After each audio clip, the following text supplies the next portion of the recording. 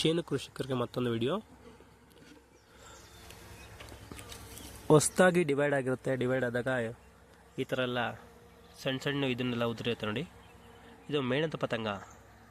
ಮೇಣದ ಪತಂಗ